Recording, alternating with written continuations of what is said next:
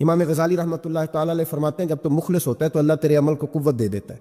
آپ نے ایک واقعہ لکھا ہے، ایک آدمی تھا تو اس نے دیکھا کہ اس کے شہر کے اندر ایک بہت پرانا درخت ہے، تو لوگ اس درخت کی پوجا کرنے لگ گئے۔ اس بندے کو بڑا جلال آیا، نیک آدمی تھا، اس نے کڑھانا رکھا کندھے پہ، آج میں درخت کاٹوں گا۔ چلا گیا، جب پہنچا نا درخت کاٹنے کے لیے، اس نے ابھی وہ چوک میں تھا کہ ایک شخص ملا اسے، اس نے کہا میں نہیں کاٹنے دوں گا۔ کہا تو کون ہے؟ میں تو کاٹوں گا۔ کہا تو نہیں نہ کرتا اس کی پوجا، دنیا کرتی ہے، تجھے کیا لگے؟ معاذ اللہ، یہ بھی وسوسہ ہے نا، تجھے کیا لگے؟ اور ذرا بحث زیادہ ہوئی تو اس نے وہ سمجھ گیا کہ یہ شیطان ہے مجھے منع کرنے والا۔ اب اس نے کیا کیا؟ میں نہیں کاٹنے دیتا، کہا نہیں میں کاٹوں گا۔ بار بار دل سے خیال آتا کہ یہ شیطان لگتا ہے، لیکن وہ انسانی شکل میں تھا، بات واضح نہ ہو سکی، بحث ہو گئی، یہاں تک کہ تلخی ہوئی، تلخی آگے بڑھی تو ہاتھا پائی ہوئی۔ اس نیک آدمی نے الٹے ہاتھ سے اس شیطان کو پکڑا اور زمین پر پٹخ مارا، بچھاڑ دیا، اور کلہاڑی لے کے کہنے لگا پہلے تیرا گلا کاٹوں گا پھر درخت کاٹوں گا۔ امام غزالی کہتے ہیں کہ وہ شیطان انسانی شکل میں اندر سے بولا، کہنے لگا اگر تو مجھے چھوڑ دے تو تیرا ایک فائدہ کر دیتا ہوں۔ اس نے کہا وہ کیا؟ کہنے لگا 2 دینار، روز تجھے فجر کے وقت اٹھے گا تو تیرے سرانے ملا کریں گے 2 دینار۔ درخت کاٹ کے تجھے کیا ملے گا؟ تو اس طرح کر، اس سے غریبوں کی مدد بھی کرنا، کھانا بھی، کوئی انسٹیٹیوٹ، کوئی ادارہ، کوئی جامعہ بھی بنا لینا۔ ہمیں چھیڑ کے درخت کاٹ کے، یہ بہت سارے لوگوں پہ حکومتیں ایسا کرتی ہیں، یہ مشورے دیتے ہیں مولانا آپ حکومت کے مسئلے میں نہ آئیں، آپ فنڈ لیں، آپ فلانا کام کریں، ادارہ بڑا کریں، آپ کو کیا لگے؟ اور یہ بھی ایک ترتیب ہوتی ہے۔ آپ اور بہت سارے لوگ مشورہ دیتے ہیں کہ ٹھیک ہے دین کا کام زیادہ ہوگا، ادارے زیادہ بڑھیں گے، بچے زیادہ پڑھیں گے، لیکن دین کا مزاج یہ ہے کہ جو غلط بات کرے اسے روکا بھی جائے اور ٹوکا بھی جائے، اسے سمجھایا بھی جائے، یہ مزاج ہے دین۔ اس بندے کے اندر لالچ بیدار ہوگا، اس نے کہا بات تو ٹھیک ہے، اور پھر اندر نیا وسوسہ آیا کہ درخت کاٹ دوں گا تو بندے کل کسی اور کو پوجنے لگ جائیں گے، تو پیسوں کا فائدہ، غریبوں کی مدد ہوگی، فلاں نیکی ہوگی، فلاں خیر ہوگا، فلاں ویلفیئر ایسوسیشن بن جائے گی۔ گھر جا کے واپس چلا گیا، چھوڑ دیا، درخت کاٹنے کا ارادہ ختم۔ واپس گیا نا گھر، رات کو سویا، سویرے اٹھا تو 2 دینار پڑے تھے، بڑا راضی ہوا، کچھ کھایا، کچھ کھلایا، کچھ رکھا، کچھ بانٹا۔ اگلے دن پھر اٹھا تو پھر 2 دینار پڑے تھے، کچھ کھایا، کچھ کھلایا، کچھ بانٹا، کچھ لوگوں میں تقسیم کیا۔ 5-6 دن تو پیسے آتے رہے، 7ویں دن اٹھا تو کوئی شے نہیں تھی، 8ویں دن پھر کوئی نہیں تھی، 9ویں دن پھر کوئی شے نہیں، اب پھر کلاڑا اٹھا لیا، میں درخت کاٹوں گا۔ پھر چوک میں گیا، پھر شیطان انسانی شکل میں، اب پھر گفتگو ہوئی، میں کاٹوں گا، اس نے کہا اب نہیں تو کاٹ سکتا، میں لڑوں گا، کہ تو اب لڑ بھی نہیں سکتا۔ اب جب گتھم گتھا ہوئے، ہاتھا پائی ہوئے، جھگڑا ہوا، تو شیطان نے پکڑ کے نہ الٹے ہاتھ سے زمین پہ دے مارا، 2-3 تھپڑ اس شخص کے ہاتھ پہ دیے، کلاڑا چھین، چل دوڑ جا۔ اب وہ کہنے لگا سچ بتا تو ہے کون؟ کہنے لگا میں شیطان ہوں۔ تو کہا ابھی 1 ہفتہ پہلے میں نے تجھے بچھاڑ دیا تھا، آج تو طاقت کہاں سے لایا؟ اس نے کہا میری طاقت اتنی ہے، تیری ختم ہو گئی ہے، میرے اندر قوت اتنی ہے، تیرے اندر ختم ہو گئی۔ کہا کیوں؟ تو شیطان کہنے لگا جب تو 1 ہفتہ پہلے آیا تھا تو رضا الہی کے لیے آیا تھا، آج تو اس لیے آیا ہے، اس لیے آج تو آیا ہے کہ تجھے 2 دینار نہیں ملے، آج تیری جنگ دیناروں کی ہے، آج تیرا رٹا دیناروں کا امت مسلمہ کے ساتھ، اس لیے خدائی طاقتیں معاذ اللہ روٹھ گئی ہیں کہ ان کا رٹا دیناروں کا ہے، ان کا جھگڑا دیناروں کا ہے۔ صحابہ کرام علیہم رضوان کے رٹے دیناروں کے نہیں تھے، وہ دین کے ساتھ مخلص تھے، تو جس میدان میں نعرہ لگاتے تھے اللہ کی مدد ان کے شامل حال ہو جاتی، انہیں کہیں پسپائی نظر ہے۔ میرے جیسے خطیب روزانہ تقریریں کرتے ہیں، سالوں بیت گئے، انقلاب نہیں۔ کیوں؟ اس لیے کہ رٹا جب تک ذات کا ہوتا ہے انقلاب نہیں آتا، جب ذات الہی اور رضا الہی سامنے ہوتی ہے، پھر اس میں اخلاص ہوتا ہے، تو پھر اس کی تاثیر ہوتی ہے، پھر اثر بن کے جملے دلوں میں اتر ہے۔ اس لیے حضور نے فرمایا ہے کہ اللہ نہ تمہاری جیب دیکھتا ہے نہ چہرہ دیکھتا ہے، وَلَٰكِن يَنظُرُ إِلَىٰ قُلُوبِكُمْ، وہ جب دیکھتا ہے تمہارے دل دیکھتا ہے۔ جب انسان راضی بالرضا رہنے لگتا ہے نا، پھر وہ ہر روز نماز پڑھ کے تکلیف نہیں اسے ہوتی، پھر روز درود شریف پڑھ کے وہ یہ نہیں کہتا کہ چلو 2-4 چھٹیاں بھی کر دو، پھر روزانہ تلاوت کر کے اسے کہیں دقت محسوس نہیں ہوتی، چونکہ اب وہ چاہتا ہے کہ جس حال میں میرا رب رسول مجھے رکھیں گے، جو حکم دیں گے، میں نے اس سے کوئی تنگی محسوس نہیں کرنی، میں نے اس کے مطابق چلنا۔ اور قرآن مجید نے ایک نیا انداز اختیار کیا سورہ مائدہ کے اندر، اس کی آیت نمبر 119 ہے۔ اللہ کریم نے فرمایا رضی اللہ عنہم ورضوا عنہ، صحابہ کی بات ہو رہی ہے، فرمایا وہ اللہ سے راضی ہے اور اللہ ان سے راضی ہے۔ حضرت سیدنا موسیٰ علیہ السلام نے عرض کی کوہ طور پہ جا کے، مولا میری قوم پوچھتی ہے کہ کوئی ایسا کام بتا جو ہم کریں تو ہم سے راضی ہو جائے۔ حضرت موسیٰ کی قوم کا خیال تھا کہ تہجد کا حکم آئے گا تو پڑھیں گے، صدقات کا حکم آئے گا تو دیں گے، جہاد کی بات ہوگی تو کریں گے۔ کچھ جو نیک لوگ تھے ان میں سے انہوں نے یہ پیغام دیا کہ مالک ہمیں بتائے کہ وہ کس کام پہ راضی ہوتا ہے، ہم وہ کام کریں تاکہ اللہ ہم سے راضی ہو جائے۔ حضرت موسیٰ کلیم کہتے ہیں میں نے عرض کی مولا میری قوم پوچھتی ہے کہ کون سا ایسا کام کریں کہ تو راضی ہو جائے. تو رب کریم نے ارشاد فرمایا موسیٰ، کہتے میرا خیال تھا کوئی لسٹ ملے گی، لیکن مالک نے ایک جملہ کہا، ایک جملہ، اور تفسیروں کے دریا بہا دیے. عرش کے مالک نے فرمایا موسیٰ ان سے کہو جا کے کہ وہ مجھ سے راضی ہو جائے، میں ان سے راضی ہو جاؤں گا. مجھ سے راضی ہو جائے. بندے اللہ سے راضی ہی نہیں راضی ہوتے. امام غزالی سے کسی نے پوچھا تھا، امام غزالی سے، کہ حضور اللہ کا بندے سے راضی ہونا کمال ہے یا بندے کا اللہ سے راضی ہونا کمال ہے؟ تو امام غزالی مسکرائے، فرمانے لگے رب تو بڑا ہی مہربان ہے، وہ تو بڑی جلدی راضی ہو جاتا ہے. وہ تو مسجد میں آ کے توبہ کرے تو اللہ راضی، کسی یتیم کے سر پہ ہاتھ پھیرو تو اللہ راضی، وہ تو کسی اندھے کو رستہ دکھایا تو اللہ راضی ہو گیا، وہ تو طوائف نے کتے کو پانی پلایا تو اللہ. امام صاحب فرمانے لگے یہ بندہ ہے جو اللہ سے راضی نہیں ہوتا. جس کے پاس اولاد نہیں وہ کہتا ہے چلو ایک بیٹی مل جائے تو میں راضی ہوں، بیٹی مل گئی تو کہتا اب ایک بیٹا بھی ملے تو پھر راضی ہوں، پھر کہتا ہے یہ دونوں اچھی تعلیم حاصل کر لیں تو پھر میں راضی ہوں، پھر کہتا ہے یہ بہت زیادہ پیسے کمائے تو پھر میں راضی ہوں. بہرحال راضی ہوتا، لیکن جو راضی ہو جاتا ہے نا، اللہ اکبر، جو اللہ سے راضی سکھی بڑا رہتا ہے، سکون میں بڑا رہتا ہے، مطمئن بڑا رہتا ہے. جو سمجھ لیتا ہے نا کہ جو میرے رب نے بہتر سمجھا وہ میرے اللہ نے مجھے. میں کبھی کبھی سوچتا ہوں کہ یار حضرت بلال حبشی نے کوئی عہدہ نہیں مانگا ساری زندگی. انہوں نے نہیں کہا مجھے بھی ایک صوبے کا گورنر بناؤ، میری بھی خدمات ہے، مجھے بھی وزیر خزانہ بناؤ، میرا بھی کچھ بنتا ہے. ایک دفعہ نہیں کہا سیدنا بلال حبشی رضی اللہ تعالیٰ عنہ نے کہ میری بھی کوئی ڈیوٹی ایسی ہونی چاہیے کہ مجھے چلو سپہ سالار ہی بنا دیا جائے. ساری زندگی مسجد میں جھاڑو دیا تو اسی پہ راضی رہے، ساری زندگی محبوب کے مہمانوں کا لنگر پکایا تو اسی پہ راضی رہے، ساری زندگی میرے محبوب علیہ السلام کے بچوں کی نوکری کی تو اسی پہ راضی رہے، راضی بالرضا رہے. حدیث پاک سنیے، نبی پاک علیہ السلام نے ایک دن صحابہ سے پوچھا کہ تم کیا سمجھتے ہو اپنے دل کو، جب پوچھتے ہو دل پہ توجہ کرتے ہو تو کیا جانتے ہو؟ تو صحابہ عرض کرنے لگے یا رسول اللہ جب ہم اپنے دل پہ توجہ کرتے ہیں تو ہم سمجھتے ہیں کہ اللہ نے ہمیں ایمان عطا فرمایا ہے. تو حضور نے فرمایا تمہارے ایمان کی دلیل کیا ہے؟ ایمان کی کوئی دلیل بھی تو ہوتی ہے نا. ہمارے زمانے میں تو کوئی دلیل نہیں، نماز نہیں پڑھتا پھر بھی میں مسلمان ہوں، روزہ نہیں رکھتا پھر بھی مسلمان، جھوٹ صبح سے شام تک، کہتا خبردار کسی نے مجھے ذرا بھی بات کی سب سے بڑا مسلمان میں ہی ہوں، بددیانتی، دھوکہ، فریب، فرار، لیکن خبردار کسی نے کوئی بات کی سب سے بڑا مفتی میں ہی ہوں. جرم سارے پائے جاتے. دلیل کیا ہے بھائی؟ اگر دیکھیں نا، اگر درخت ہے تو دلیل یہ ہے کہ پھل بھی ہے، شاخیں بھی ہیں، لیکن تو صاحب ایمان ہے تو دلیل کیا ہے؟ تو نبی پاک صلی اللہ علیہ وسلم نے صحابہ سے پوچھا کہ تم ایماندار ہو تو دلیل دو.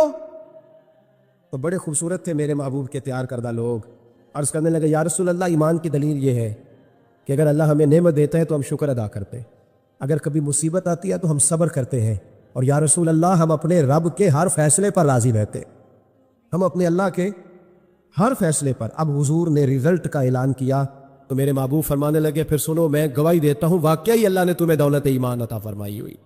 پھر واقعی اللہ نے تمہیں دولت ہے، اگر تم اپنے رب پر راضی ہو، اگر تم راضی ہو اس کام پر جس پہ اللہ نے تمہیں رکھا ہوا ہے، اگر تمہیں کسی کو دیکھ کر تکلیف نہیں ہوتی، اگر تم نہ حسد میں جلتے ہو، نہ بغض میں، نہ کینے میں، نہ تکبر میں، نہ احساس کمتری کا شکار ہوتے، اگر تم راضی رہتے ہو کہ میرے مالک نے بہترین زندگی مجھے دی، پھر اس کا مطلب یہ ہے کہ تم صاحب ایمان ہو. ہمارے زمانے میں لوگوں کی وہ تکلیفیں، صبر نہیں ہے، سکون نہیں ہے، بے چینی سی ہے، بے قراری سی ہے، معاشرے میں ایک عجیب سی ہلچل ہے. ہر آدمی سمجھتا ہے کہ وہ سامنے والا جو شخص ہے نا وہ بڑا سکھی ہے اور میں بڑی تکلیف میں ہوں. میں رات اپنے پیر بھائیوں کو سمجھا رہا تھا، میں کہہ رہا تھا یاد رکھنا جس آدمی کا عہدہ بڑا ہوتا ہے نا اس کا زخم بھی بڑا گہرا ہوتا ہے، اس کا زخم بھی بڑا. ہاں وہ کسی شاعر نے، شعر اردو کا ہے اور تھوڑا وکیع تھا شاعر بھی، تو بات بھی اس کی تھوڑی وکیع ہے، چلیں آپ سیانے لوگ ہیں آپ کی سمجھ میں آ ہی جائے گی. اس نے کہا تھا کہ ہجوم غم میں بھی توہین نے ضبط غم نہ ہوئی، ہجوم غم میں بھی توہین نے ضبط غم نہ ہوئی، ہم اس احتیاط سے روئے کہ آنکھ نم نہ ہوئی. لوگوں کو نہیں پتہ چلا کہ ہم رو رہے ہیں، ہم نے واہ ویلا کر کے دنیا، ہم اس احتیاط سے روئے کہ ہماری آنکھ نم نہ ہوئی. ہم نے واہ ویلا کر کے نہیں بتایا کہ بڑی دقت میں، ہم نے اپنے آپ کو محفوظ رکھا، ضبط میں رکھا، حوصلے میں رکھا، اللہ کی رضا پہ راضی رہے، اپنے آپ کو اپنے رب کی رضا پر. میرے نبی پاک صلی اللہ تعالیٰ علیہ وسلم نے فرمایا کہ قیامت کے دن میری امت کا ایک گروہ ایسا ہوگا جسے اللہ تبارک و تعالیٰ اس طرح جنت میں پہنچا دے گا جیسے کوئی بندہ اڑ کے جنت میں چلا جاتا ہے. اور جب جنت میں پہنچیں گے نا تو فرشتے ان سے پوچھیں گے تم نے حساب دیا؟ کہیں گے ہمیں تو پتہ ہی نہیں حساب کیا ہے. پل صراط سے گزرے، کہیں گے خبر ہی نہیں پل صراط کہاں ہے، تو یہاں کیسے آ گئے؟ کہیں گے اللہ کے فضل سے. اللہ کے فضل سے۔ تو کہا بتاؤ تو صحیح تمہاری نیکی کیا تھی؟ تو کہیں گے دو باتیں تھیں، ایک تو ہم اللہ کے حلال کو حلال جانتے تھے، رب کے حرام کو حرام جانتے تھے، اور دوسرا یہ تھا کہ ہم اللہ کے ہر فیصلے پہ راضی رہتے تھے۔ اللہ کے ہر فیصلے پہ تو جو رب کریم کی رضا پہ راضی رہے پھر اسے کسی حساب کتاب کا سامنا نہیں کرنا پڑے گا، پھر اسے پل صراط کی دشوار گزار گھاٹیوں کا سامنا نہیں کرنا پڑے گا۔ شرط یہ ہے کہ وہ اللہ کی رضا پہ راضی رہے، وہ اللہ کے فیصلے کو بصیر و چشم مانے، وہ عاجزی اور انکساری کے ساتھ گردن جھکا دے اپنے مالک کے فیصلوں پر، جھکا دے۔ اللہ نے حضرت ابراہیم کو اولاد نہیں دی، پھر زمانے کے بعد دی، پھر دینے کے بعد کہا کہ جاؤ وادی غیر ذی زرع ان میں چھوڑ کے آؤ۔ سخت گرمیاں ہو جائے تو لوگ بچوں کو اسکول نہیں بھیجتے، چھٹیوں کا اعلان ہو جاتا ہے، لیکن حضرت ابراہیم چھوڑ آئے بچہ، اور بچہ ایک تو بچہ اللہ تعالیٰ روٹین میں دیتا ہے تو اس کی قدر و منزلت اور ہوتی ہے، اور ایک بندہ بڑی دعاؤں التجاؤں خواہشات کے بعد لیتا ہے، اس کی قدر و منزلت وہ بچہ جو بڑی دعاؤں کے بعد لیا، کہا چھوڑ آؤ، کوئی کھانا نہیں، پانی نہیں، دانا نہیں۔ حضرت ابراہیم چھوڑ آئے، 13 سال اکٹھے رہنے کی اجازت نہ ملی، اور جب اجازت ملی تو کہا اب چھری اٹھاؤ اور بیٹے کی گردن پہ چلا دو۔ آپ اس کو آسان کام سمجھتے ہیں؟ اتنی تسلیم و رضا، ہر فیصلے پہ راضی ہونا، ہر فیصلے پہ۔ یہاں ہمارا حال یہ ہے کہ 2 منٹ کے لیے تکلیف آتی ہے تو لوگ واہ ویلا کرتے، شور بچاتے، کفر بولتے۔ ہر آدمی آپ اس کو ٹٹول کے دیکھے تو کہتا ہے سب سے تکلیف میں ہی ہوں۔ کس سولی پہ لٹکے ہوئے ہم؟ آخر کون سا معاشرے کا ایسا دکھ ہے جو صرف ہمارے پاس ہی آ گیا؟ ہر آدمی کہتا ہے مجھے نہ چھیڑنا، سب سے زیادہ غمگین میں ہی ہوں۔ بھائی بتا تو صحیح نا کہ آخر کون سی ایسی چیز ہے جو مالک نے تجھے عطا نہیں فرمائی؟ لیکن ہماری آزمائشیں ہیں، ہمارے جملے ہیں، ہماری گفتگو ہے کہ ان سے شکوہ چھلکتا، ان سے شکایتیں ٹوٹ ٹوٹ کے نیچے گرتی ہیں۔ ہم یہ سوچتے ہی نہیں کہ ہمیں نہیں پتا ہمارے حق میں بہتر کیا ہے، ہمارے رب کو پتا ہے کہ ہمارے حق میں بہتر کیا ہے۔ اس لیے لوگ شکایت نہیں کرتے تھے، آج ہر بات پر شکایت ہے، ہر بات پر لوگ شکوہ کرتے ہیں، اور ہر بات پر لوگ اللہ تبارک و تعالیٰ کی بارگاہ ناز کے نافرمان بنتے ہیں۔ اور پھر سوال کیا، یا اللہ تو راضی ہو جا، یا اللہ تو۔ اور اللہ کیا فرماتے ہیں؟ فرماتے ہیں موسیٰ اپنی قوم سے کہو یہ مجھ سے راضی ہو جائے، میں بھی ان سے راضی ہو جاؤں گا۔ حضرت رابعہ بصری رحمۃ اللہ تعالیٰ علیہ نا طبقہ صوفیاء میں ایک بڑی منفرد حیثیت رکھتی ہیں، علیحدہ ایک مقام ہے، اور ان کی زندگی بتاتی ہے کہ اللہ کی معرفت اور رب تبارک و تعالیٰ کا قرب صرف مرد کے لیے خاص نہیں، اگر عورت بھی توجہ کرے تو اللہ اسے بھی خزانے کھول کے عطا فرماتا ہے، اسے بھی اللہ خزانے کھول۔ حضرت رابعہ بصری اکثر نہ اولیاء اللہ کی مجالس میں جا کے بیٹھتی تھی، بیٹھتی پردے کے اندر تھی لیکن بیٹھا کرتی تھی۔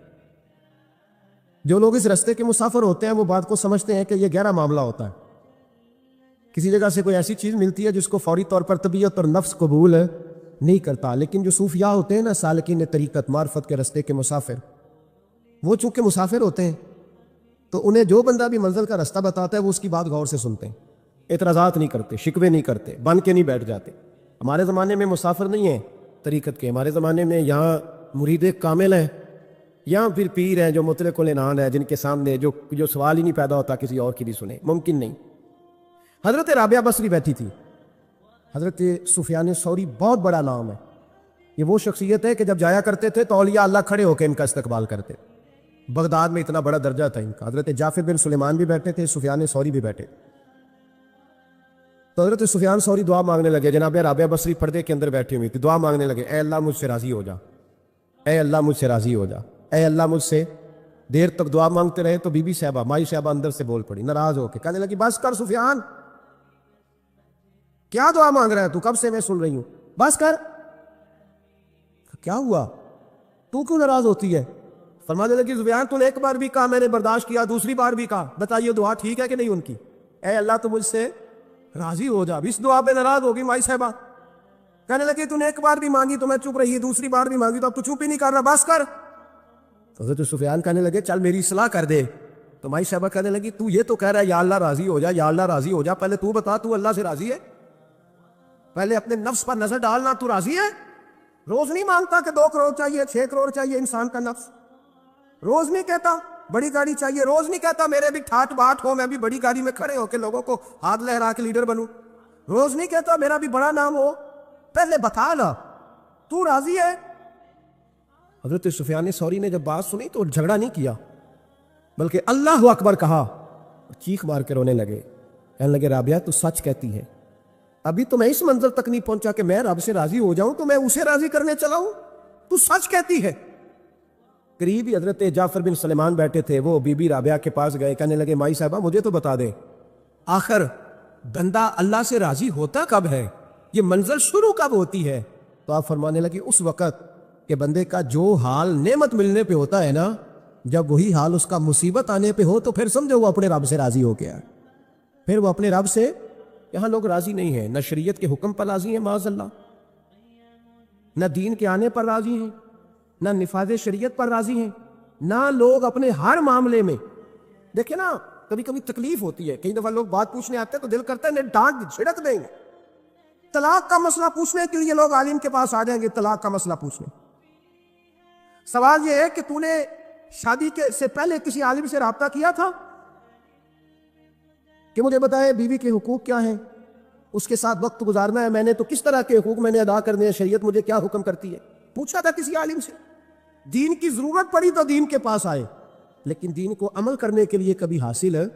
ضرورت پڑی تو آ گئے، حاجت ہوئی تو آ گئے، طبیعت لگی تو آ گئے. میں درجنوں بار کہہ چکا ہوں کہ جب کسی آدمی کے پاس لاکھوں روپیہ ہوتا ہے تو کسی پیر کے پاس نہیں جاتا کہ حضرت صاحب بڑے پیسے ہیں بتائیں شکر کیسے ادا کروں. لیکن جب ذرا دقت آتی ہے، حالات خراب ہوتے ہیں تو ہر پیر کا دروازہ کھٹکھٹاتا ہے، کہتا ہے کوئی تویز دے دے. تو بتا جب تو تیرا دین کے ساتھ صرف تکلیف کا رشتہ ہے تو راضی بالرضا کب ہوگا؟ کب تو راضی ہوگا اپنے رب کے معاملات میں؟ کب تو راضی ہوگا؟ کئی دفعہ طبیعت میں تکلیف ہوتی ہے، وہ حضرت صاحب حالات بڑے خراب ہوئے، پہلے آپ نے تعویذ دیا تھا تو صحیح ہو گیا، اب پھر خراب ہے میں دوبارہ آ گیا. تو دل کرتا ہے ان سے کہنے سے کہ یار ہمارے ساتھ تمہارا رشتہ خراب حالاتوں کا ہی ہے، کبھی صحیح حالاتوں میں بھی آؤ نا، بڑے خوش حالات میں بھی آؤ کہ اب حالات بڑے اچھے ہیں، ہم حاضر ہیں، کوئی حکم کرے. خدا را راضی بالرضا رہنا سیکھے. انس بن مالک رضی اللہ تعالیٰ عنہ کہتے ہیں 10 سال حضور کی بارگاہ میں رہا، 10 سال، اور 10 سال میں نے حضور کے گھر میں نوکری کی.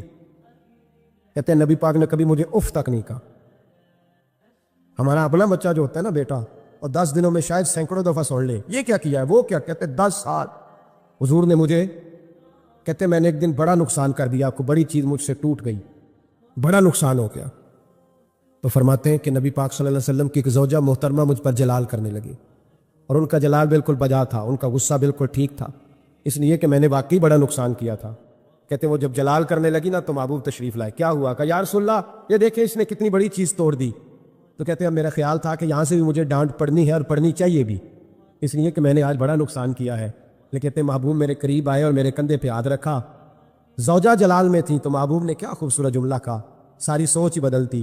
فرمانے لگے اس کو نہ ڈانٹ، اس چیز کا ٹوٹنا میرے رب کی رضا تھی تو چیز ٹوٹ گئی ہے، یہ میرے رب کی رضا تھی تو یہ چیز اب یہ غریب ہے اس کا دل نہ توڑ، وہ ٹوٹ گیا، وہ جو ہونا تھا سو ہو گیا، اب چھوڑ، یہ میرے اللہ کی اس چیز کا اتنی دیر رہنا ہی ہمارے حق میں بہتر تھا، تو ٹوٹ گئی تو ختم. کہتے بڑا جلال تھا محبوب کی زوجہ کو. لیکن انہوں نے جب بات سنی تو پھر مصطفیٰ کریم کا گھرانہ، پھر حضور کی ازواج پاک، مومنوں کی مائیں، کہتے ہیں اسی وقت وہ بیٹھیں اور انہوں نے میری طرف بڑی شفقت کی نظروں سے دیکھا اور ان کے غصے کو میں نے پیار میں بدلتے دیکھا. بھائی یاد رکھو اللہ کی رضا. پھر اس وقت 2-4 لاکھ کے لیے لوگوں کو ہارٹ اٹیک نہیں ہوتا، پھر 20-25 ہزار کے لیے بلڈ پریشر اپ ڈاؤن نہیں ہوتا جب بندہ اللہ کی رضا پہ راضی رہنے لگتا. پھر چھوٹی چھوٹی باتیں اس کے لیے سہانے روح نہیں بنتی، پھر ذرا ذرا سی بات اسے تکلیف نہیں دیتی. جب وہ اللہ تعالیٰ کی رضا پر راضی ہونے کا عادی ہو جاتا ہے تو پھر یہ چیزیں اس کے لیے باعث آزمائش. بنی اسرائیل میں ایک شخص تھا، امام غزالی رحمۃ اللہ علیہ فرماتے ہیں اس کا دل چاہا کہ پتہ تو کروں جنت میں میرا پڑوسی کون ہوگا. اس کو خواب میں بتایا گیا کہ فلاں بن فلاں تیرا جنت میں پڑوسی ہے. اب یہ بڑا عابد تھا، زاہد تھا، عبادت گزار تھا، پرہیزگار، بڑا نیک تھا، بڑا پرہیزگار. یہ سفر کر کے اس کے پاس گیا، اس کو جا کے کہنے لگا میں تیرا مہمان نہ بن جاؤں، 2-3 دن کا بن جاؤ. کہتے میں 3 دن اس کے ساتھ رہا، میں اس سے زیادہ نوافل پڑھتا تھا، زیادہ صدقات و خیرات کرتا تھا، زیادہ عبادات کرتا تھا، وہ تو میرے مقابلے میں کچھ بھی نہیں. 3 دن کے بعد میں آنے لگا تو میں نے اس کو کہا یار میں ایک مقصد کے لیے آیا تھا تیرے پاس. اس نے کہا بتائیے. میں نے کہا کہ میرا آنے کا مقصد یہ تھا کہ میں دیکھوں تو کون سی ایسی عبادت کرتا ہے کہ جنت میں تو میرا پڑوسی بنے گا. لیکن تیری عبادات ریاضت میں تکبر نہیں کرتا، لیکن میں نے کوئی خاص چیز دیکھی نہیں، کوئی خاص بات ہے تو مجھے بتا دے. تو بندہ کہنے لگا کوئی خاص بات نہیں، ہاں ایک چھوٹی سی عادت ہے میرے اندر، چھوٹی سی عادت. بڑے لوگ کبھی بھی اپنی باتوں کو بڑا نہیں سمجھتے. کہ ایک چھوٹی سی عادت ہے. کہ وہ کون سی؟ تو وہ کہنے لگا اگر شدید گرمی ہو نا تو میں نے اپنے رب سے کبھی سردی نہیں مانگی، اور کبھی برف جمی ہونا گلیوں میں، تو میں نے اپنے رب سے کبھی گرمی نہیں مانگی. میں سمجھتا ہوں میرا رب مجھے دیتا ہی وہ ہے جو میرے حق میں بڑا بہتر ہوتا ہے. یہ ایک میری چھوٹی سی عادت ہے کہ کڑاکے کی دھوپ میں نے کبھی مالک سے سایہ کا سوال نہیں کیا. اور اگر تیز بارش ہو رہی ہو تو میں نے کبھی یہ نہیں کہا کہ بارش نہیں ہونی چاہیے تھی، کیا بلے گا فلاں چیز کا. میں سمجھتا ہوں جو بہتر تھا اللہ نے وہی دے دیا ہے، تو میں مطمئن رہتا ہوں. تو آپ بھی وہ نیک آدمی وہ اللہ کے ولی کہنے لگے اسے چھوٹی سی عادت نہ بتا، تیری یہ وہ عادت ہے جس کی وجہ سے رب تجھ سے راضی ہو گیا ہے. اللہ تجھ سے راضی ہے تیری اس عادت کی بنا پر. جب ہمارے مزاج میں یہ چیزیں آ جائیں گی نا کہ جو میرے حق میں بہتر تھا مالک نے مجھے وہ دے دیا ہے، پھر ہم ہر جگہ بیٹھنے کی تمنا نہیں کریں گے، پھر سامنے والے سے ہم حسد نہیں کریں گے، پھر ہم یہ نہیں چاہیں گے کہ اللہ کرے وہ مر جائے اور اس کی ہر چیز مجھے مل جائے. پھر ہمارا مزاج، پھر ہماری طبیعت یہ نہیں رہے، اللہ کی رضا پہ راضی رہے. مالک کے فیصلوں میں اپنے دل میں کوئی بوجھ محسوس نہ کریں. اپنی زندگی اللہ کے فیصلوں، دیکھیں نا، جو ماں باپ اللہ نے بڑے اچھے سمجھے وہ ہمارے لیے پسند کیے، وہ اللہ نے ہمارے لیے جو اس نے ہمارے حق میں بڑے، جو بہن بھائی، اللہ کرے آپ کو سمجھ آئے، جو بہن بھائی اس نے ہمارے حق میں بڑے اچھے سمجھے وہی بہن بھائی اس نے ہمیں عطا کیے. جس بیوی کو اس نے ہمارے گھر کے گلشن میں بہتر سمجھا اس کو لا کے اس نے ہمارے آنگن میں بٹھایا. اور جو اولاد اس نے ہمارے لیے باعث افتخار سمجھی وہ اولاد اس نے ہمیں عطا فرمائی. حضرت نوح علیہ السلام کا بیٹا کافر ہو گیا، پر کسی جگہ انہوں نے شکوہ نہیں کیا کہ مالک یہ کافر کیوں ہوا. اللہ کے قبضے میں ہے نا دل، پھیر سکتا ہے نا، مقلب القلوب ہے. لیکن حضرت نوح نے دعا اللہ کی رضا پر راضی رہے، اپنا مزاج بدلے، تاکہ معاشرے میں یہ جو گھٹن ہے، یہ جو ٹینشن ہے، یہ جو جھگڑا ہے، یہ جو چھینا چھانی ہے، یہ جو ایک دوسرے پر لوگوں کی نظریں ترشی ہیں، یہ ختم ہو. سمجھیں کہ میرے حق میں جو بہتر تھا مالک نے وہ چیز مجھے عطا کر دی. میں اکثر کہتا ہوں اپنے دوستوں کو، میں کہتا ہوں مجھے ایسے لگتا ہے جو سب سے اچھے ماں باپ تھے وہ اللہ نے مجھے عطا فرمایا، اور جو سب سے بہترین اساتذہ تھے نا ان کا دروازہ اللہ نے مجھے عطا فرمایا. اور جو جس شیخ جس پیر کو اللہ نے سب سے زیادہ شان عطا فرمائی اس کا دروازہ اللہ نے مجھے دکھایا. اور اس کے بعد اتنے تابع دار شاگرد میں نے کسی کے نہیں دیکھے جتنے مجھے ملے، اور اتنے وفادار پیر بھائی اور مرید میں نے کسی کے نہیں دیکھے جتنے مجھے ملے. میں اس بات پر، اور میں بات اس لیے نہیں کر رہا، میں آپ کو دل کی گہرائی سے بات بتا رہا ہوں کہ یہ عنوان زندگی ہے، یہ روح زندگی ہے. میں کبھی کبھی بڑے ناز کے ساتھ سجدہ شکر ادا کرتا ہوں کہ ایک بہت بڑا خوش نصیب شخص ہو. اب یہ بات صرف سوچنے کی ہے. 100 لوگوں میں سے اگر ان 2 پہ ہی بندہ غور کرے جو نافرمان ہے تو پھر زندگی آگے چل سکتی. تو 98 پر غور کیوں نہیں کرتا؟ تو 98 پر غور کیوں نہیں کرتا؟ اگر کسی شخص کے ساتھ تیرے 20 سال گزرے اور تو صرف اس ایک دن کو یاد رکھے جس دن میں اس نے تکلیف دی تھی تو پھر یہ تیری زیادتی ہے. تو باقی ان دنوں کو کیوں نہیں یاد رکھتا جن دنوں میں اس کے تیرے ساتھ محبت والا معاملہ فرمایا، خدمت والا. راضی بالرضا کا مزاج بنائے. یہ مسلمان کے ایمان کا حسن ہے، یہ مسلمان کے کردار کا کمال ہے، یہ مسلمان کی سوچ کا بلند معیار ہے، یہ مسلمان کا اعلیٰ مقام ہے. حضرت عبداللہ ابن عمر کا بیٹا بیمار ہو گیا. بڑے پیارے ہوتے ہیں نا بیٹے. آپ بڑے پریشان تھے، شدید پریشان. صحابہ کہتے ہیں ہم نے آپ کو بڑی تکلیف میں دیکھا، کبھی اس حکیم کے پاس، کبھی اس حکیم کے پاس، کبھی اس جگہ، کبھی اس جگہ. کچھ دنوں کے بعد بیٹا انتقال کر گیا. لیکن کہتے ہیں جب ہم تعزیت کے لیے گئے تو ہم نے ان کے چہرے پر بہت ساری سکون کو، بہت ساری راحت کو دیکھا. بیٹا انتقال کر گیا. جب وہ بیمار تھا تو پریشان تھے، اب جب انتقال کر گیا تو سکون میں. تو کہتے ہم نے ان سے سوال کیا کہ حضور اس وقت آپ پریشان تھے، انتقال کے بعد تو لوگ زیادہ پریشان ہوتے ہیں، اب آپ سکون میں ہیں. تو آپ فرمانے لگے جب تک میری ڈیوٹی تھی میں پریشان تھا، خدمت کر رہا تھا، نوکری کر رہا تھا. اب میں اسے اس کے پاس چھوڑ آیا ہوں جو مجھ سے بہت زیادہ اس کا خیال رکھنے والا ہے، جو مجھ سے کئی 1000 گنا بڑھ کے اس پر توجہ کرنے والا ہے. اب مجھے پریشانی، اب میرا قریب مجھ سے کہیں بڑھ کر اس کا خیال رکھے گا، اسے سکون دے گا، اسے راحت دے گا. اور میں اپنے رب کے فیصلے پر بڑا راضی ہوں. اس نے جو بہتر سمجھا اس نے میرے حق میں وہ فیصلہ. حضرت ابن وقاص رضی اللہ تعالیٰ عنہ بڑے مستجاب الدعوات بزرگ تھے، مستجاب الدعوات. حضرت عبداللہ بن صائب رضی اللہ تعالیٰ عنہ فرماتے میں حج کرنے گیا تو میں طواف وداع کرنے گیا. حج کا آخری رکن ہوتا ہے، پس آتا ہے نا آفاقی حاجی تو طواف وداع کرتا. کہتے جب میں طواف وداع کرنے گیا تو طواف وداع کے موقع پر میں نے دیکھا کہ جتنا رش حجر اسود کے پاس ہے اتنا ہی حضرت ابن وقاص کے پاس بھی ہے. شاید سمجھ نہیں آئی آپ کو میری بات.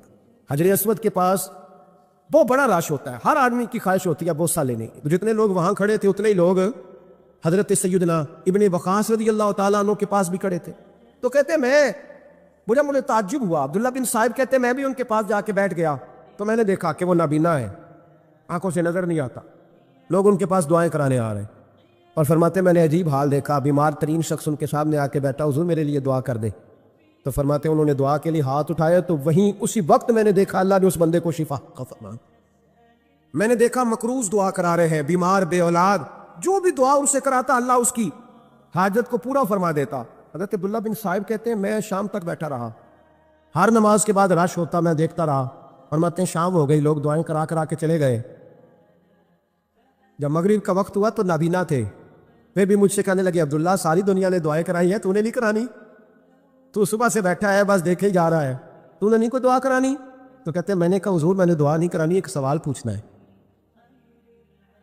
تو فرمانے لگے پوچھو. تو میں نے کہا حضور سارا زمانہ جو دعا کراتا ہے اور اللہ آپ کی قبول کرتا ہے, تو ایک دعا آپ اپنے لیے بھی کر لیں, اللہ آپ کو آنکھیں عطا فرما دے. مالک جو قبول کر رہا ہے تو ایک کر لے اپنے لیے بھی. میں گڈی تے ہتھ ڈور سجن دے, وہ جنج رکھے اونج رہنا ہے, وہ جنج رکھے اونج رہنا ہے. واجب نہیں جی وچ شریعت مندہ قسم لو کہنے لگے ایک دعا اپنے لیے بھی کر لیں. کہتے ہیں جب میں نے یہ کہا تو بن وقاص رو پڑے, اتنا روئے کہ ان کی ہج کی بند گئی. کہنے لگے نا, جب تک رب نے چاہا اس نے مجھے آنکھیں دی, اور اب اس نے بہتر سمجھا کہ میری آنکھیں نہ رہے, تو اس نے جو بہتر سمجھا میرے لیے کر دیا. میرا مالک میرے حال سے آگاہ ہے, اور میرے مالک کی حکمت ہے, اس نے مجھے جس حال میں رکھا ہے. اور فرمایا اگر اس نے مجھے اس حال میں رکھا ہے تو میں بھی اس حال پہ بڑا ہی راضی ہوں. میں اپنے مالک کے دیے ہوئے اس حال پر بڑا. مسلمان یہ سمجھ لے, اس پیغام کو پلے کے ساتھ باندھ لے. اگر اس نے جلد بازی دکھانی ہے, اگر اس نے بے راہ روی کرنی ہے, اگر اس نے اللہ تبارک و تعالیٰ کے فیصلوں میں مداخلت کرنی ہے, پھر یہ تو ممکن ہی نہیں. یہ ہو سکتا اس لیے کہ اس کی لگامیں کسی اور کے پاس ہے, اس کے فیصلوں کا اختیار کسی اور کے پاس ہے. اپنے آپ کو اپنے مالک رضی اللہ عنہم ورضوا عنہ ذالک الفوز العظیم. اللہ فرماتے ہیں میں ان سے راضی ہوں, وہ مجھ سے راضی ہیں, اور یہ بہت بڑی کامیابی. اپنی زندگی میں اللہ کے فیصلوں پر راضی ہونا سیکھیں.